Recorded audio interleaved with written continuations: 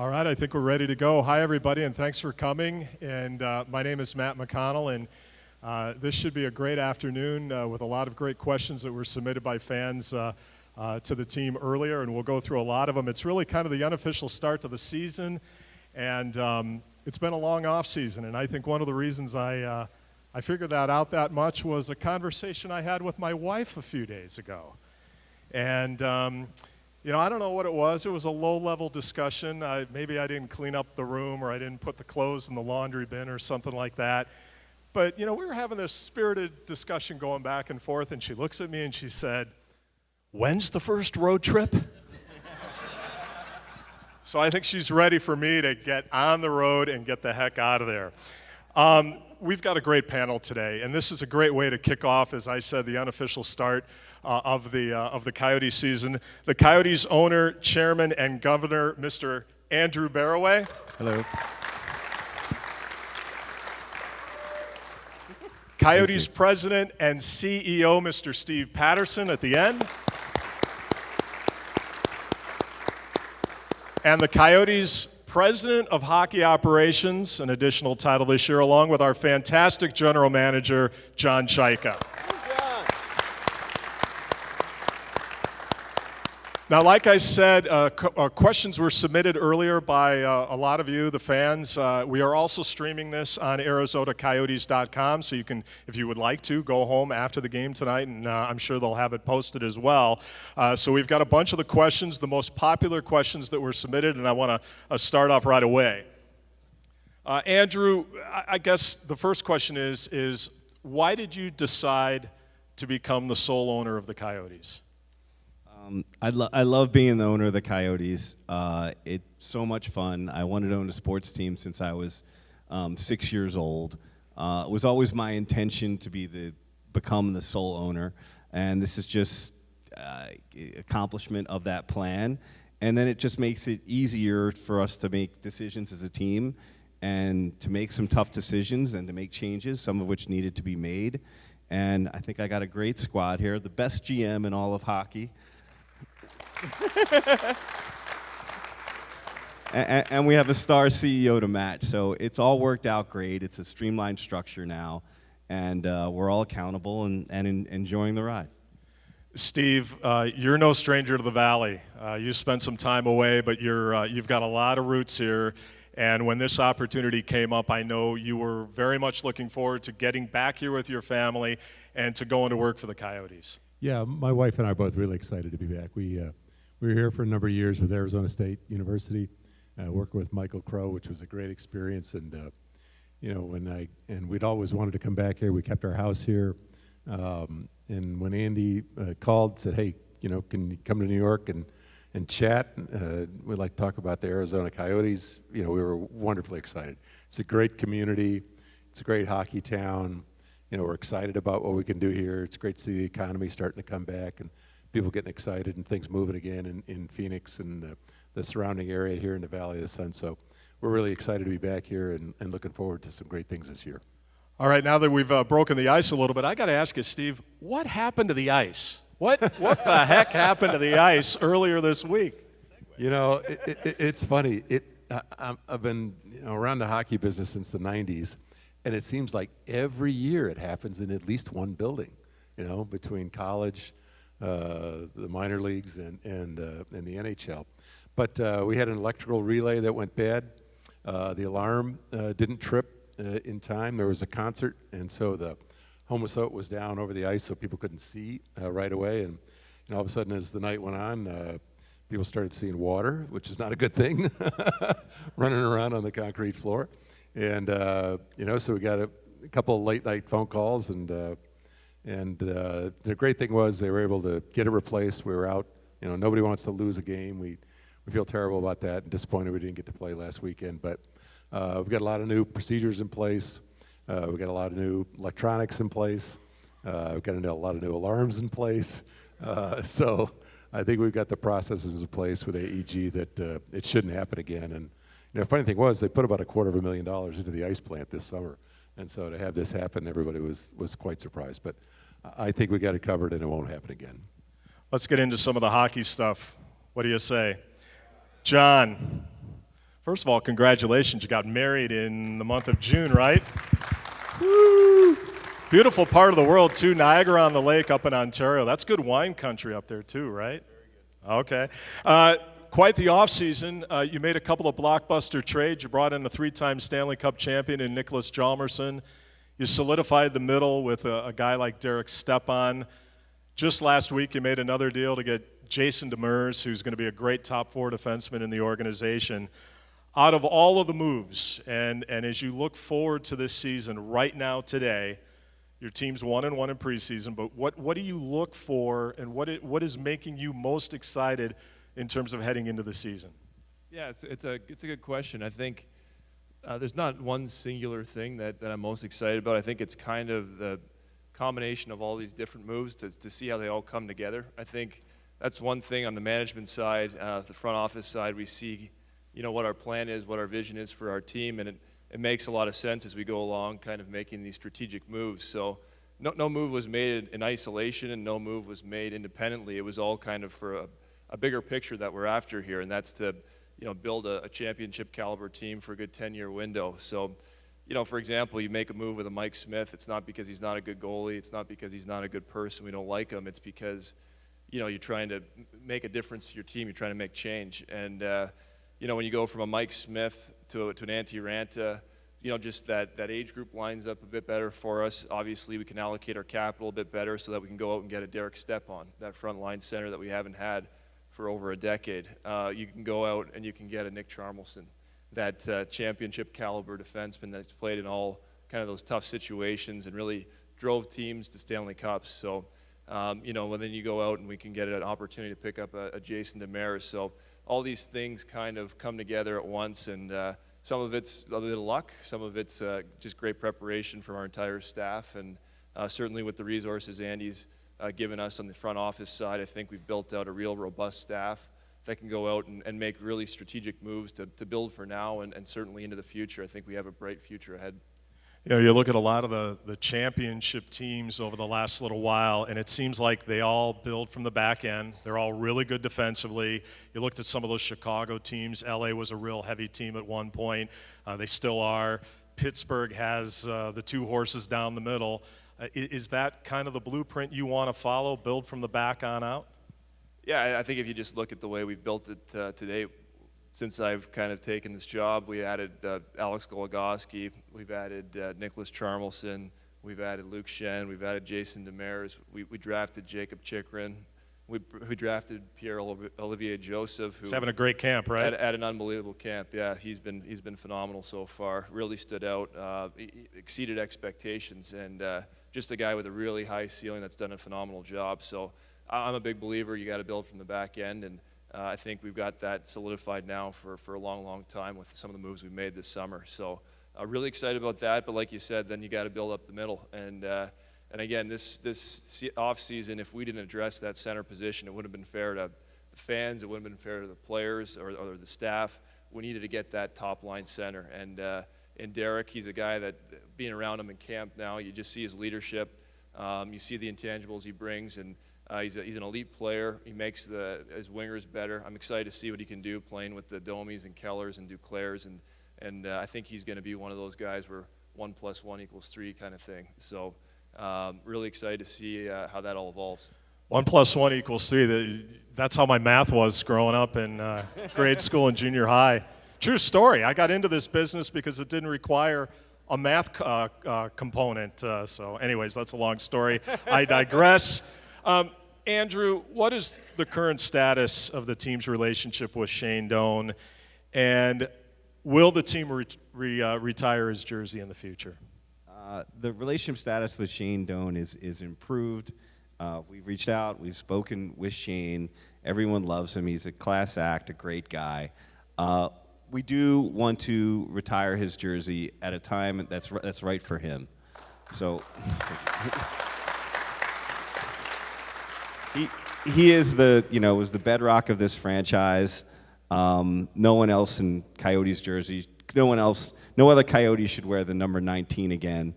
And our expectation is, we've spoken with Shane. He thinks it's a little early to do it this year. We're going to have a discussion at the end of next summer when he's ready to do it. And when he's ready, we're certainly ready. It's his time frame, not ours. And John, that leaves you with the captain question. Okay, there's a lot of good candidates in that locker room. Can you update us on the status of this year's captain? Yeah, I think it's like you just said there's a lot of great candidates. I think in fairness to Rick Tocchet and his staff, they're just kind of getting their feet wet, getting to know everybody. They've had some dinners, they've gone and now run some practices with these guys and very few games, obviously. So, I mean, the update is really impressed by the leadership that we have as a group. You know, obviously that's led by Oliver Ekman-Larsson, star player, star person, been here a long time, knows what it takes, you know, learned from a Shane Doan about how to be a captain. So, you know, between him and Stepan and Charmelson and Goligoski and these veteran type of players, our young nucleus that we're so excited about is going to have great leadership. You know, I'm a big believer that, you know, these things sort themselves out. I think leaders make themselves very transparent, and it's readily available to everyone to see who's leading the team. So I think as we go through camp, and his staff will continue to evaluate that. I think we're really cognizant of the fact that those are big shoes to fill, to you know, take the captaincy of the Coyotes. So I think it's something where we want to make sure that we're putting the right person in the right position to have success. And as we go through camp, it's something we're looking to do. Steve, you get the arena question. Can you provide us an update on arena discussions and where all that stands? Yeah, I think right now we're really focused on the start of the season and getting off to the best start we possibly can. I mean, I've been here since early August, but you know, we're going to be good corporate citizens. We get along well with AEG. They're also owners in the NHL, so they're good to work with. And you know, we're really focusing on our knitting right here at home for now. And when we have something to announce in the future, we'll go ahead and do that. We've got to make sure it's a situation that works great for the fans and great for the team and has all the amenities that everybody expects out of a building. And once we get to that point, then we'll let everybody know. All right, John, another hockey question here from a fan. You acquired Jason Demers last week. We mentioned him a little bit. Is it safe to say that the Coyotes' blue line is shaping up to not only be the strength of the team, but also be one of the better blue lines in all of hockey? Yeah, it's an interesting trade, really. You know, I think the act of making a trade is really an exercise in kind of information gathering, and he's one where you know, we made our list early on. We tried to identify some right shot defensemen that could come in and just slot everyone where we felt was fair for everyone. So again, playing on your strong side is certainly an advantage if you can do that.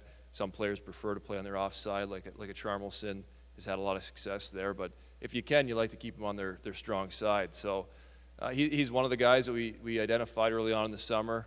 Again, we went from that point, you start gathering information, you start seeing if it's something that's feasible, something that makes sense. You know, early on throughout the draft, we had a lot of discussions, and there wasn't anything that really clicked at that point. So continue to evolve, continue to make decisions. I still felt that Jason was a guy that if we could get our hands on, like you said, I think 1 through 6, we feel like we have not only a stable, steady defense, we think we have great diversity, we think we have some puck movers, we think we have some great defenders, we think we have some power play guys, some penalty kill guys, we think we have some established veterans, we think we have a Jacob Chikrin and a Joseph coming up that give us that bump and give us that boost. So, you know, Jason was a guy that again, he kind of checked all the boxes, and as we went through and continued to gather more and more information on the player and all the different variables that go into making this type of decision, they all aligned, and it was kind of unanimous that this was a deal that not only made us better now, but made us better into the future without giving up any you know, real future assets. So I think anytime you can start a trade from that basis, it really helps and makes a lot of sense.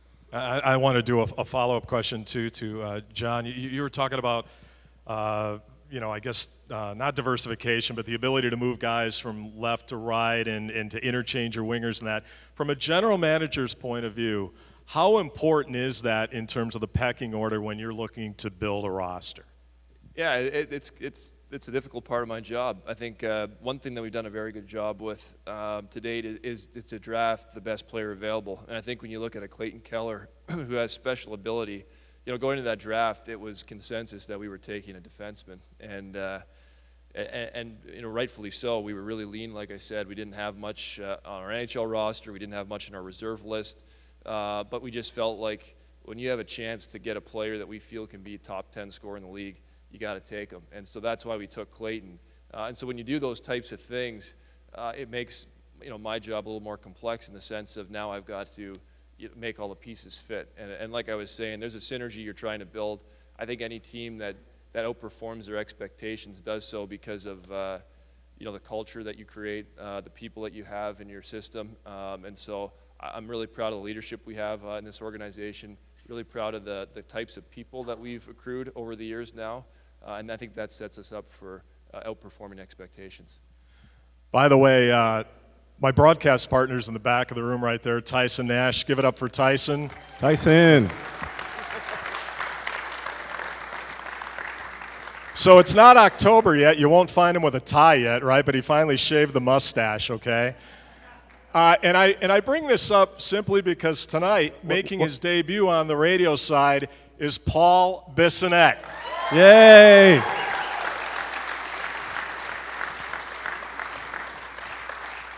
We've pretty much told Paul on that first road trip, being the rookie, he's got to buy the rookie dinner for all of us.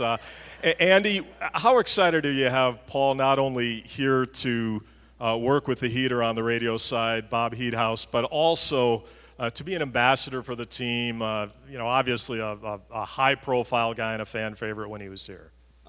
Yeah, I mean, we love Biz Nasty. He's fun, he's cool, he's smart, he's engaging. He'll be great at interacting with the fans, and he's going to bring a lot of excitement to the team. We're thrilled to have him. John, we're going to kick it back to another hockey question here, and we haven't really talked about your new staff. All new coaches this year. John Salini's going to go down to Tucson. Steve Peters is still your video coach and everything, but behind the bench, you've got some new faces. Rick Tocchet was your choice. Tell us why. Yeah, I mean, first off, it was a pretty exhaustive process to come to Rick as the choice. But once we kind of got in front of him, or him in front of us, we realized that he was the best candidate by far. We met with some junior coaches, some ex-NHL head coaches, some assistant coaches, some AHL coaches, European coaches. We talked to probably between 30, 35 people in total. And like I said, I mean, he separates himself for a few reasons, and I'll tell a quick story about him in camp. It was our first day, and he's preaching all of his fundamentals, and he gets the guys out for a skate.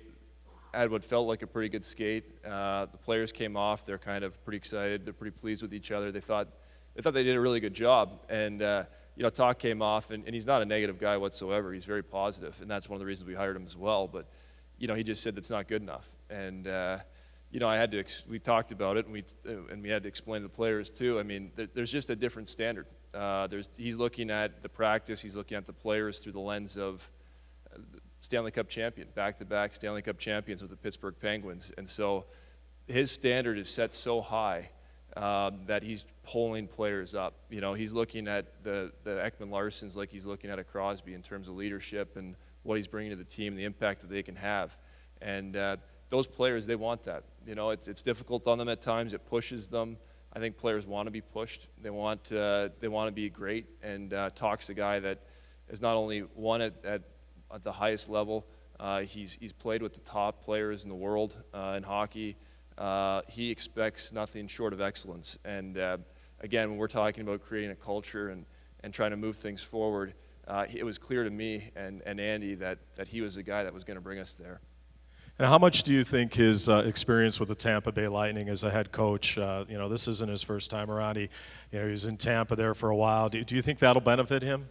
Absolutely. I think looking at our group, we have some different segments. We have kind of the young guys who are coming in, just looking to understand what it means to play in the NHL and what it takes to win. And certainly there's that credibility instantly with a Rick Tocchet.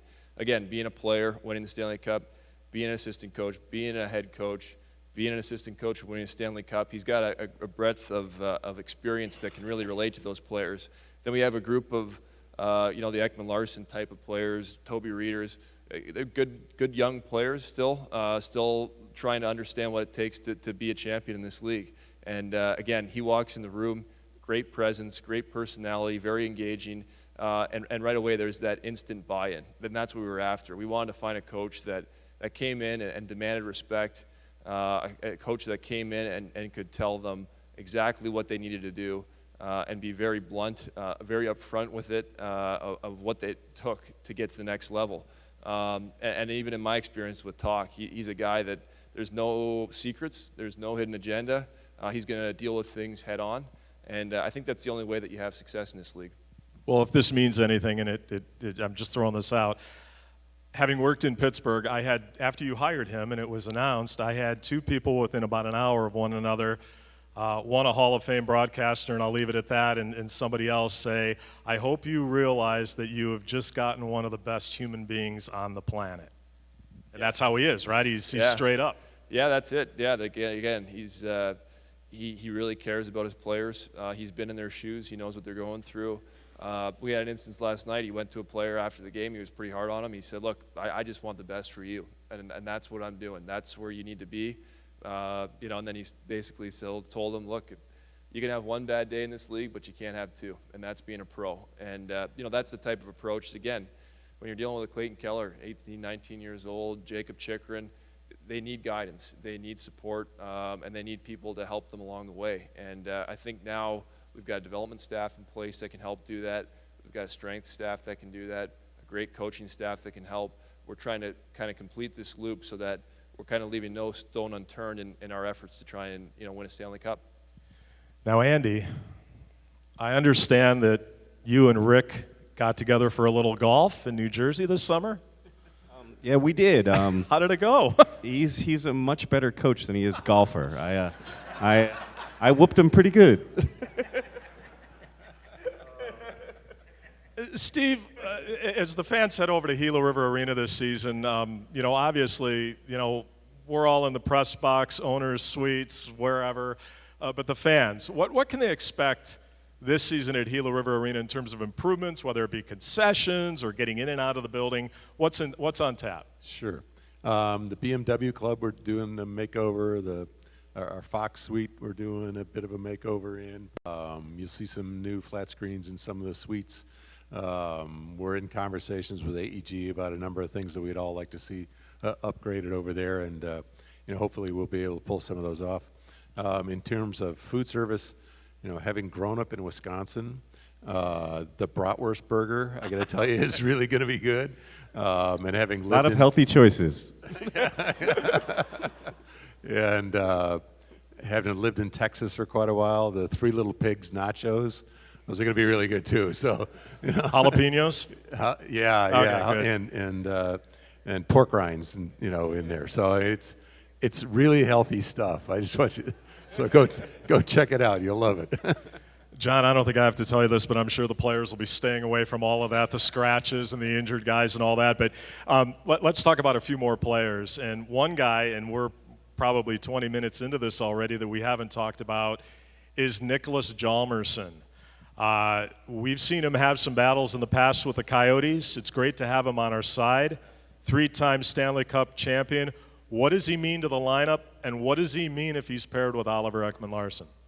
Yeah, I mean, he's been pretty special to watch during camp. I mean, it's one of those things where, again, you do your due diligence, you do your research. Obviously, we watched him play in the biggest stage, Stanley Cup Finals and playoffs, and he's always been a productive, effective guy. For me, though, just watching him in camp, his attention to detail in practice, his work ethic in practice, really just again, it sets that standard at a level that I haven't seen in this organization. So he's a guy that, no details too small, and he's doing everything to the best of his ability every single rep. So I think when you add that in with the fact that he's just supremely talented, this is a guy that really can drive our team. And like you said, I mean, when we went through the process, one of our priorities this offseason was finding a partner for Oliver. He's kind of bounced around with some different partners. If you look at any top defenseman, Norris-level defenseman, they all have a partner that really allows them to play the best of their ability, and that was something where I thought it was fair and really helpful for Oliver to give him that partner. So Nick was a guy that we had identified. I sat down with Oliver without telling him where we were at. I just asked him, posed the question of who he felt would be the best partner for him in the National Hockey League. Not saying that we could acquire him or anything. And Charmelson was at the top of his list, a guy that he felt was going to bring his game to the next level. So I think when you put them both together, they certainly have the potential and ability to be a top pairing in the league. And anytime you can put out a guy or two guys for 25 to 30 minutes a night, there goes half a game where you're probably in control. So that's very good. Yeah, I just wanted to add to that I think that John has done a tremendous job in just bringing in talented players who just fabulous. Kudos to John. All the national hockey writers believe we either had the first or second best offseason of any team in the league. We're committed. We've always been committed long term, but we made a real effort this offseason to win now. And I think you guys are going to be surprised by what you see on the ice. There is a bit of a different attitude, and the expectations are higher. More pressure, and ultimately we're going to be judged by our success or failures on the ice, and we're willing to take the praise, hopefully, or blame if it doesn't come. But we made aggressive moves. No one would say we were timid, but we did it because we did what we thought was best for the team, and it's not always easy. Change never is. But we think we did the best we could do to put a winning team on the ice now, and we think you're going to see it as early as this year. Here. 2 words, right, Andy? And I've heard this kicked around, new era. Yeah, I mean, there's no longer an 11-person ownership group, so I will take the praise or the blame. I've taken both. But I think we hired the very best people. I couldn't be any more impressed with the job that John has done. And we want to surprise people in this league now. We're not going to get that many seasons to surprise people. But I think this year will be the last one we're surprising people. Next year, they're going to be ready for us. So we want to get off to a fast start, and we want to win, and we're ready to make the playoffs and make a push. Sign me up. John, speaking of taking the next step, another guy we haven't talked too much about is Antti Raanta, the new starting goaltender for the Coyotes. I was crunching some numbers in the off season. I want to say lifetime against the Pacific, he has a record of 16-4. His goals against average, I believe, was 1.99 against the Pacific. Those are fun numbers to kick around. I thought you weren't good with numbers. Well, He got better.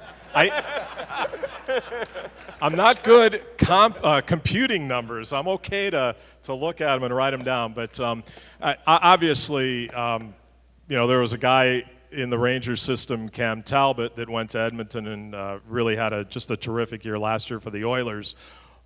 What should we expect from Antti Raanta in terms of success? Yeah, it's a really great question because again, making trades it's about the process. You want to have a sound process in place. The results at times are out of your control, but we certainly feel like we looked at absolutely every avenue. We analyzed Antti to death. Looked at why should we do the deal? Why shouldn't we do the deal? Why can't he be a top 5 goalie? Why can't he be a top 5 goalie? Crunch the numbers, talk to people around the Rangers, talk to people that have worked with them, talk to people that worked with them in Finland. Certainly the process I feel was very sound, and basically, what that points us to in that analysis is that he has the ability to be an upper echelon goaltender, and certainly at the age of 29, he's ready to do that now. He hasn't had the opportunity to do so it's an out of sample prediction, and anytime that happens, like I said, there's a lot of variability, but at the same time, we're excited about him, excited to see what he can do, really believe in him as a starter. I'd also like to say that, whether it's Aiden Hill or Hunter Miska, those are 2 goalies that we feel really strongly about in our future as well. Hunter Miska is a guy we signed as a free agent coming out of college, thought highly of him. He came into camp so far, blew away those expectations. So he's a guy to keep an eye on for the future. Hunter Miska was a freshman last year at Minnesota Duluth and had over, 25 or 30 wins or something like that. And I understand, I was talking to Bob Heathouse. Bob was very impressed with the way he was up in San Jose at the rookie camp. Yeah, he's one of those guys. Again, he's come on a bit of a late bloomer, and just seems to win wherever he's been. His record over the last 3 years is fabulous. And now we've put him at the rookie camp. He was phenomenal. He's gone into main camp with our NHL players. Again, really raised the bar. And then he goes into our exhibition game against Anaheim and posts a shutout. So every kind of step along the way, he's done phenomenal, and a guy that we're really excited about. By the way, can I get an Anthony Duclair, a Duke, from the crowd? Dude. All right, there we go. What about the Duke? John, we're going to throw another one your way. In this new era of Coyotes hockey, do you fully anticipate him to have a bounce-back season? And, and what can a veteran like Derek Stepan mean for a guy like Anthony, who had a tremendous rookie season just 2 years ago? Yeah, I think that's exactly why we went out and acquired a Derek Stepan, is because you look at a player like an Anthony Duclair, very talented, very fast, plays the type of style that we want to play, but is young and, again, needs guidance, whether that is a Derek Stepan who can help solidify things to the middle of the ice. Been in the playoffs every single year of his career. I think there's something to be said about that type of stat. But at the same time, Duke's a guy that I think Rick Tocchet can really help. He's got a history of helping talented players get to the next level. He's worked with Phil Kessel, who has that type of a profile as being a high-end dynamic scorer. And he worked with him and developed his overall game and got him to the point where he was able to be an impactful part of a Stanley Cup champion. So I think Duke's going to really benefit from a fresh start with a new coaching staff. Again, we want to be a fast, exciting team. We want to play a style of play that is entertaining and does win games. And I think Duke fits right into that. Steve, I'm going to throw it down your way, and more of a logistics question for the fans that'll be heading over to Gila River Arena this season. Mobile ticketing is a big initiative that the team is undertaking. For a guy that has been around for quite a while, explain what mobile ticketing is to me. I've always seen the tickets on the card stock and everything, but mobile ticketing is huge. What is it, and why are we doing it? Well, you're talking to a guy who just gave up his BlackBerry a few weeks ago. When Steve started, they used to have mobile stone slabs. Yeah. Yeah, I remember when we had only hard tickets, when it started. You have to tear them off. It's really where the industry is going. I think it gives a chance for fans to easily transfer seats. What we see a lot is sometimes tickets get transferred as many as 6 times, so trying to pass them around but before they get to the game can often be confusing for folks. But we do have hard tickets still for season ticket holders. We'll continue to have the mobile ticketing opportunities, and you just scan your mobile phone just like you do a ticket when you get there. So we're seeing it more and more throughout the industry. Some teams have gone almost exclusively there. We're not there yet, but it'll work on your phone. Try it. I think all of us have to change with the times and with technology. I'm still trying to figure out this iPhone.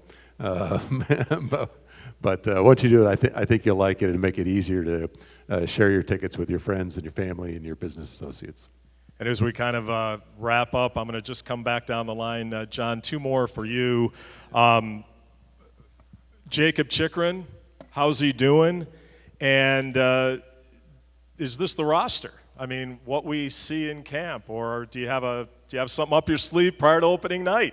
Give us a scoop. Yeah. Chick is he's doing well, progressing extremely well, genetically extremely gifted. I went down, saw him in Philadelphia. He's working with one of the world specialists to rehab his knee. Looks phenomenal. Certainly doing well.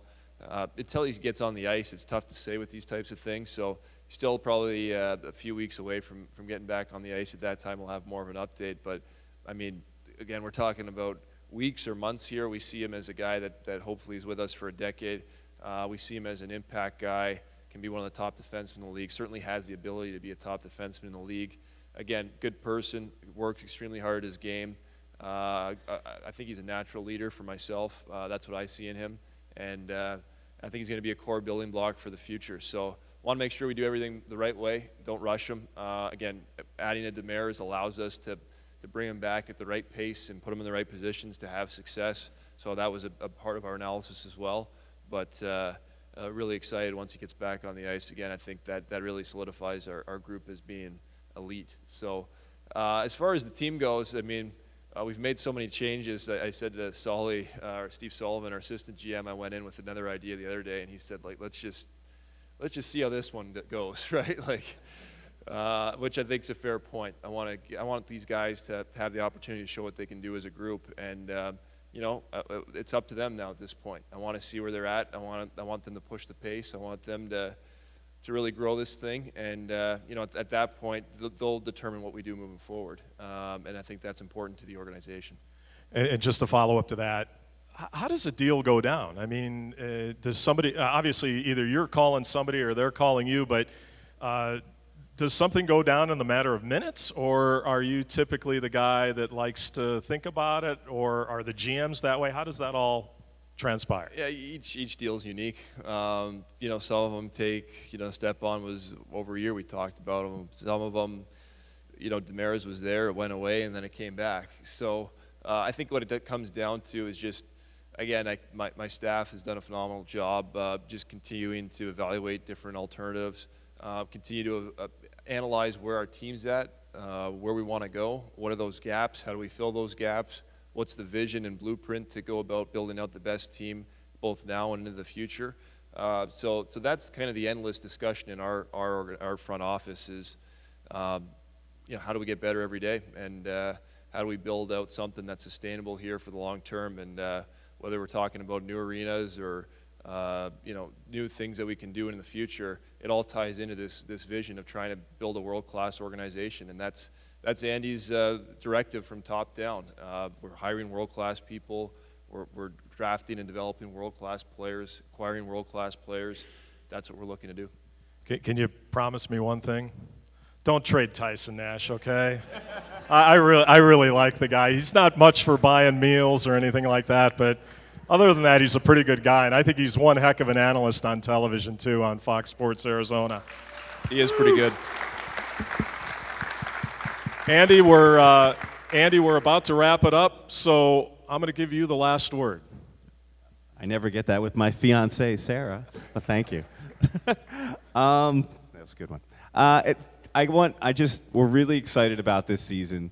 I know you're going to see a lot of new faces out there. I hope you learn to love them half as much as you've loved some of our prior faces. I think you guys are going to be pleasantly surprised with the team's performance this season. And then I think you should and deserve to raise up your expectations on how this team should perform on the ice.